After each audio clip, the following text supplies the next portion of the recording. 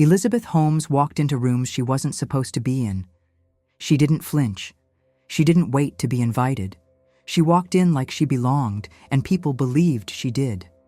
Not because she had a working product, not because she had proof, but because she had presence, control, precision. At 19, she left Stanford to start Theranos, claiming she could revolutionize medicine with a drop of blood. There was no real tech yet, but that didn't matter. What mattered was how she made people feel. They didn't see a student, they saw a visionary. Over time, she built an empire on that feeling, not on diagnostics, not on innovation, on belief. She convinced billionaires, former cabinet members, media moguls, not with science, with certainty. And that's what makes her story bigger than fraud. Because when we ask how Elizabeth Holmes deceived so many, we miss the real question. How did she get them to believe? This isn't a defense. It's a breakdown, a mirror, a map. Because she may have used the tools irresponsibly, but the tools themselves are neutral. Belief, branding, conviction, image, energy. Every person trying to build something, anything, uses these. Some consciously, some instinctively. Holmes used them with discipline. And for a while, they worked. Better than most. This story isn't about blood tests. It's about power, how it's created, how it's performed, and how the line between belief and illusion gets blurred, especially when the person selling it believes it themselves. Chapter 1. She made belief the product. In the early days, Elizabeth Holmes didn't have much. No lab, no reliable technology, no published studies. But what she had was enough to open doors. Her voice, her presence, and a story that made people want to say yes. She told investors that her invention would eliminate painful blood draws, that one drop from a finger could run hundreds of tests, that the healthcare system was outdated and she had the solution. And she said it all with such certainty you almost didn't think to question it. People didn't just believe in Theranos, they believed in her. That was the product, her belief. It wasn't about manipulating anyone, at least not at first.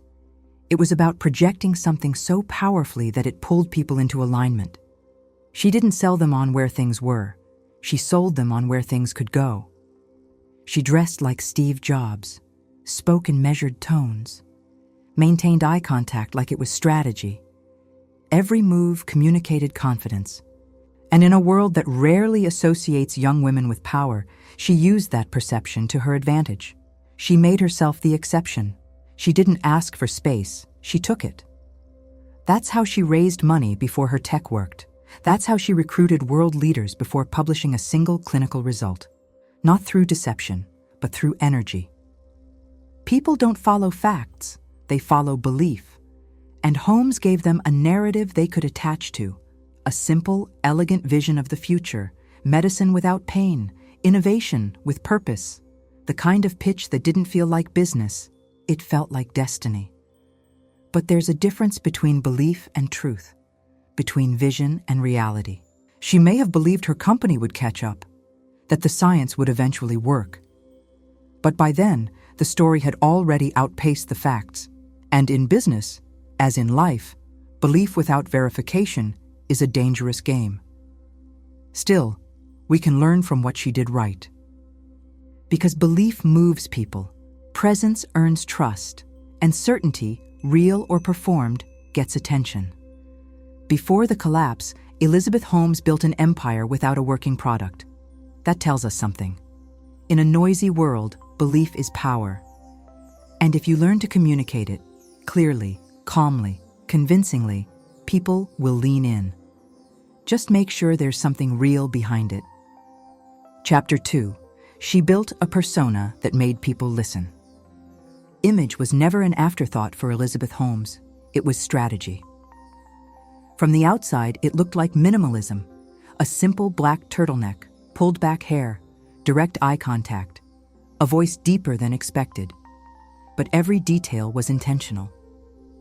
She wasn't dressing casually, she was signaling legacy. She wasn't trying to look approachable, she was aiming for authority. In Silicon Valley, appearance often follows results. But Holmes understood that if you don't have the results yet, the right appearance can become a placeholder, a kind of psychological shortcut. She didn't just want people to hear her, she wanted them to trust her before they had a reason to. So she borrowed a page from Jobs, the uniform, the aesthetic restraint, the emphasis on being different, not eccentric, serious, controlled, visionary. And for a while, it worked. Her voice lowered in pitch during interviews, meetings, even casual conversations. It gave her presence, stability, a sound people associate, consciously or not, with leadership. Combine that with unshaken eye contact and absolute conviction, and you had a founder that didn't seem like she needed to prove anything. In a male-dominated industry, this wasn't accidental. She built herself like a brand, not flashy, not warm, but magnetic. Her persona made people quiet down when she spoke. She rarely smiled, rarely rushed.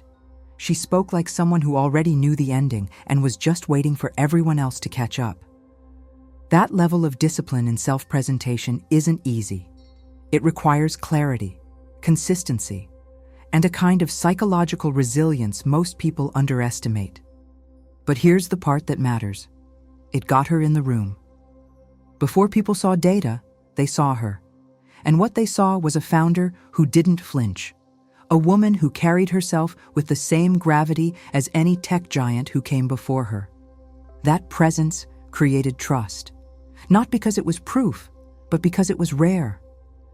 She was a mirror for what investors wanted to believe, that they'd found the next great disruptor, that this wasn't just another founder, it was the future, embodied.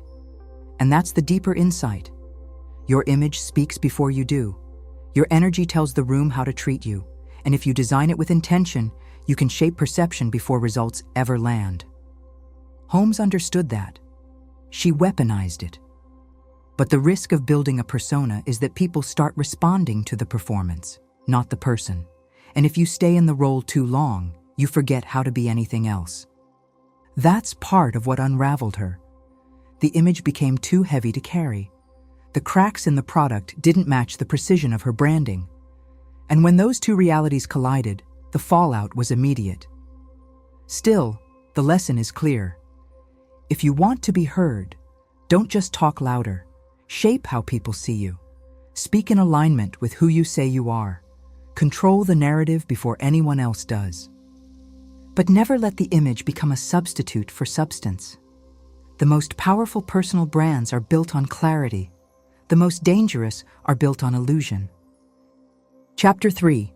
She knew how to sell the impossible. Elizabeth Holmes never thought small. From the beginning, her pitch wasn't just about convenience or efficiency. It was about transformation. She wasn't promising faster lab results. She was promising a revolution in healthcare, a system that didn't rely on needles, wait times, or traditional diagnostics, a world where technology would finally make medicine as simple as pressing a button. And she believed it. At least, she acted like she did. That's what made her different. Most people limit their vision to what they know they can build. She didn't. She pitched what should exist, what would exist, and then she asked for the funding to make it real. This wasn't exaggeration, it was strategy. In Silicon Valley, ambition is currency. The bigger the vision, the bigger the potential return. Investors don't just fund companies, they fund possibilities. And Holmes gave them a story they hadn't heard before, that one drop of blood could change everything. She didn't wait until her technology worked. She didn't wait for validation from the medical establishment. She spoke as if it was already happening. She presented Theranos not as an early-stage startup, but as an inevitability. That confidence pulled people in. It created urgency, FOMO, momentum, and that's where the skill lies. She didn't sell what was. She sold what could be. Not with arrogance, but with precision. She painted a future that felt obvious once you heard it. And once people saw it, they wanted to be part of it. Not just as backers, but as believers. That's a rare skill. Because most people only feel comfortable selling what's already proven. Holmes sold a vision that didn't exist and convinced the world to treat it like it did. She raised hundreds of millions of dollars before her product was even close to market ready. Not by hiding risk, but by making the reward feel inevitable. And that's the deeper takeaway. Vision doesn't have to be real to be powerful. It just has to be believable. And the more clearly you communicate it, the more real it becomes to others, and eventually, sometimes, even to yourself. Of course, this is also where the danger began. There's a line between ambition and delusion, between pitching the future and pretending it's already here. Holmes crossed that line, and the consequences were massive. But before it all fell apart, her ability to sell a dream was unmatched. The lesson isn't to fake it, it's to stretch your vision, to stop waiting until your plan is perfect to talk about it, to believe in what's possible, and to speak like it's on the way. That's what she did right. She aimed far beyond what she could prove, and for a moment, the world followed. Chapter 4. She sold herself, not just the idea. At a certain point, Theranos wasn't what people were buying. They were buying her. Her conviction, her calm, her unwavering clarity in a sea of uncertainty. Elizabeth Holmes became the face of the future, not because her technology worked, but because she did. Investors didn't understand the science. Most couldn't explain how a drop of blood could run hundreds of tests, but they didn't need to. What they understood was presence, certainty, storytelling. And Holmes offered all three. She didn't walk into a room and hope people got it. She carried the energy of someone who was already there, already proven, already successful, even when the numbers didn't support it. That's what moved people. Because when logic is foggy, energy becomes the deciding factor. And Holmes was magnetic, not in a loud, charismatic way, but in the kind that makes people lean forward. She spoke slowly. She didn't oversell. She created space for belief to grow. That's rare and powerful. It's easy to think the pitch is all about the product, but in reality, the first pitch is always you. People invest in ideas, yes, but they commit to people. They bet on the person who makes the future sound real. Holmes made it real. She positioned herself not just as a founder, but as the future of healthcare. Not just as someone building the next thing, but as someone who already embodied it. And that's what people followed. Her certainty was the product. And this is the part most people miss. You can have the best plan in the world, the smartest model, the most innovative solution. But if your energy doesn't transmit conviction, people hesitate. If your presence doesn't anchor trust, people pull back. Holmes never gave them a reason to pull back. She removed the noise, removed the doubt. She made herself a symbol of progress, of innovation, of feminine authority in a male-dominated field. And that symbol was easy to believe in. Too easy. Because there's a cost to becoming the story. When people start buying you instead of what you're building, the pressure changes.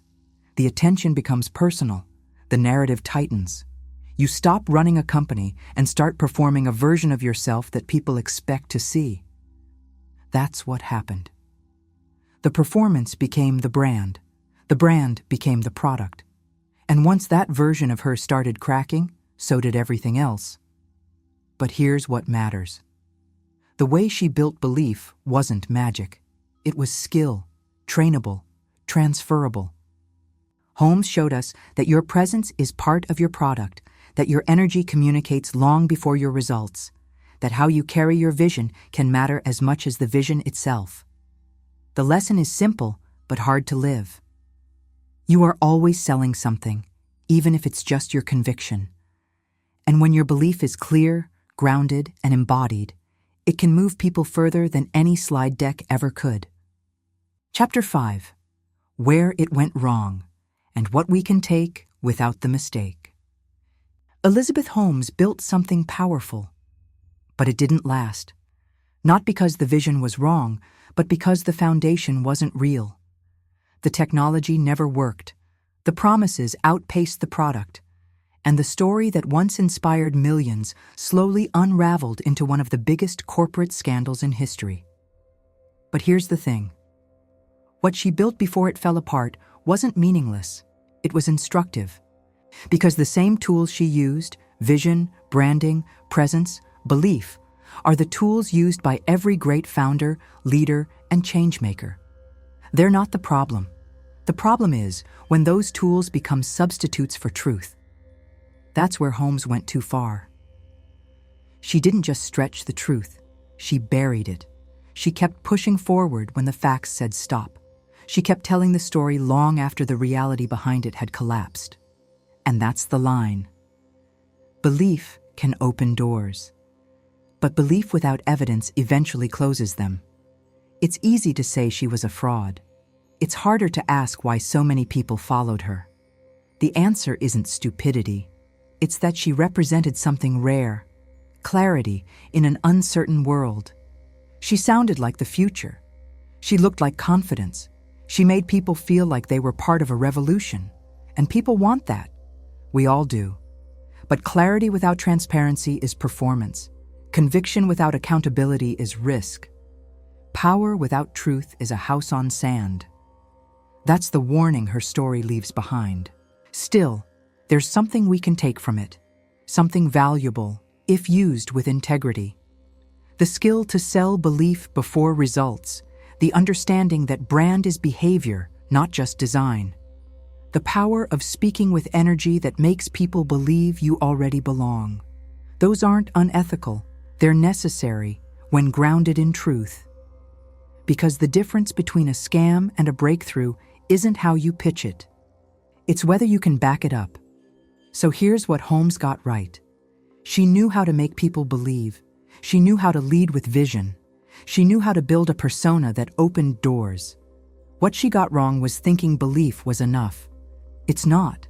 Not forever. At some point, reality catches up. The lesson for us is simple. Use the tools, study them, master them, but never forget, substance comes first. Branding amplifies the truth. It doesn't replace it. You don't need to fake science. You don't need to pretend you're ready. You need to lead with something real and learn to communicate it like it already matters. That's the path to lasting power, not performance, not illusion, but vision paired with integrity. Belief backed by evidence. Energy grounded in truth. Elizabeth Holmes was not a hero. She wasn't just a villain either. She was a mirror of what happens when belief outpaces truth, when vision becomes performance, when we reward conviction more than we question it. Her story is complicated. It should be. It's easy to dismiss her as a fraud, harder to admit that she used the same tools we all admire: clarity, presence, strategy, ambition. She made herself into something the world wanted to believe in, and the world followed until it couldn't anymore.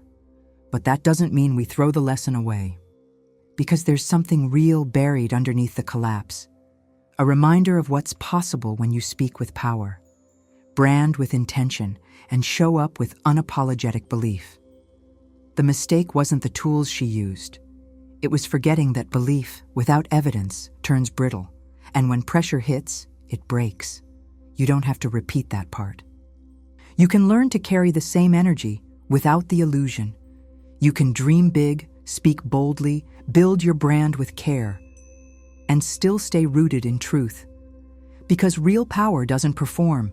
It doesn't chase applause. It doesn't need to be proven every second. It's quiet, clear, consistent. It's what happens when your vision and your values align. So study Elizabeth Holmes not to imitate her, but to understand what she reveals about power, persuasion, and presence, and then do it better. Not with lies, not with shortcuts, but with truth that can stand the weight of belief. Because power isn't something you fake, it's something you build, one decision at a time.